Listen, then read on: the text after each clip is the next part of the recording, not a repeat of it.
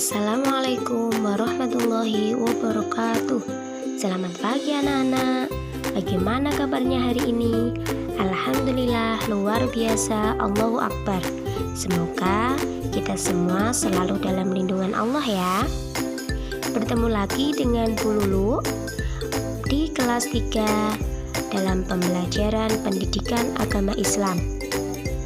Pelajaran yang ketujuh yaitu hati tentram dengan berperilaku baik.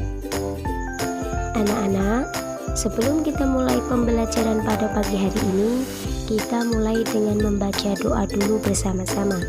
Bismillahirrahmanirrahim.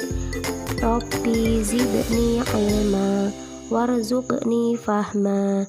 Amin. Pelajaran 7. Hati tentram dengan berperilaku baik. Orang yang berperilaku baik, hidupnya akan tentram. Sebaliknya, orang yang tidak berperilaku baik, maka hidupnya juga tidak akan tentram dan tenang. Berperilaku baik itu memiliki banyak sekali manfaat.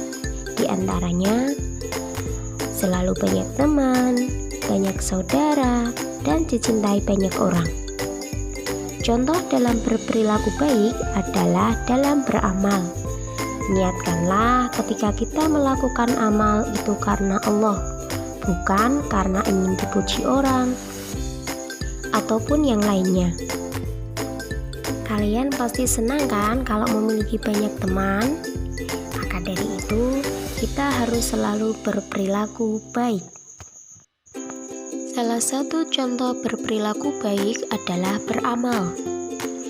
Mengerjakan suatu kebaikan dengan niat hanya karena Allah dan untuk memperoleh ridhonya disebut dengan ikhlas.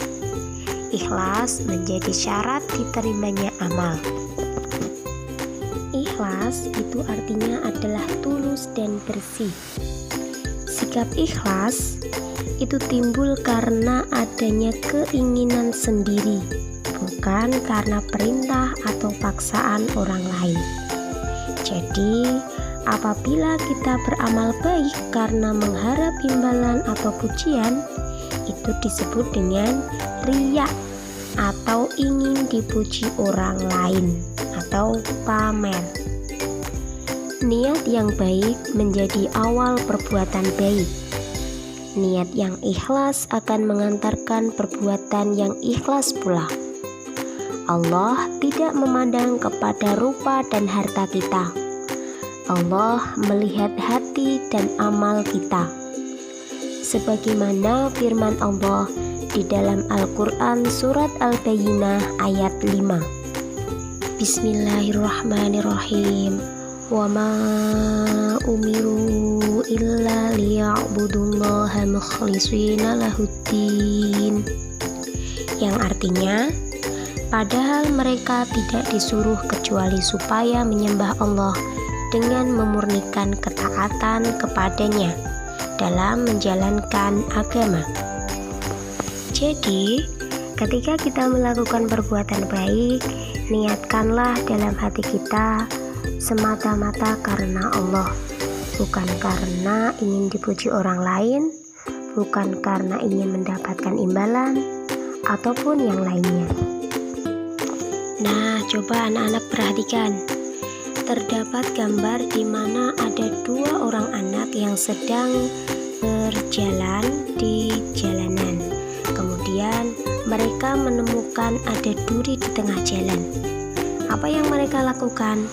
Mereka dengan ikhlas mengambil duri tersebut dan membuangnya agar orang lain tidak terkena duri tersebut. Itu tadi adalah salah satu contoh dari perbuatan baik. Tentu anak-anak bisa melakukan perbuatan baik dimanapun dan kapanpun. Misalnya ketika di rumah kita bisa berbuat baik dengan membantu ibu menjaga adik, membantu ibu menyapu, ataupun yang lainnya. Selanjutnya yaitu mohon pertolongan. Allah sebagai satu-satunya tujuan dalam beribadah. hanya kepada Allah kita memohon pertolongan. Allah melarang hambanya memohon pertolongan kepada selainnya. Meminta pertolongan kepada selain Allah disebut dengan syirik, dan orangnya disebut dengan musyrik. Sebagaimana firman Allah di dalam Al-Quran surat Al-Fatihah ayat 5, Iyyaka na'budu wa iyyaka nasta'in, yang artinya hanya kepada Engkaulah kami menyembah dan hanya kepada Engkaulah kami mohon pertolongan. Memohon pertolongan kepada Allah yaitu dengan cara berdoa kepada Allah. Berdoa bisa kita lakukan setiap hari, baik di waktu sempit maupun lapang, baik kita dalam keadaan sehat maupun sakit, ataupun dalam keadaan senang ataupun susah. Keutamaan berdoa diantaranya adalah Allah selalu menyertai hambanya yang berdoa kepadanya. Siapa yang hidupnya selalu ingin disertai dan dilindungi Allah? Bagaimana ya caranya? Iya, caranya yaitu dengan berdoa. Setiap kita ingin mulai pekerjaan, kita harus selalu membaca doa terlebih dahulu. Ketika kita mau makan, ketika kita mau tidur, ketika kita mau belajar, kita mulai dengan membaca doa agar Allah juga senantiasa melindungi diri kita.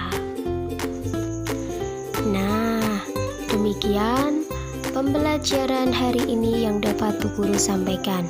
Semoga bermanfaat buat kita semua. Dan kita akhiri pembelajaran pada pagi hari ini dengan bacaan hamdalah bersama-sama. Alhamdulillahirabbil alamin. Terima kasih. Wassalamualaikum warahmatullahi wabarakatuh.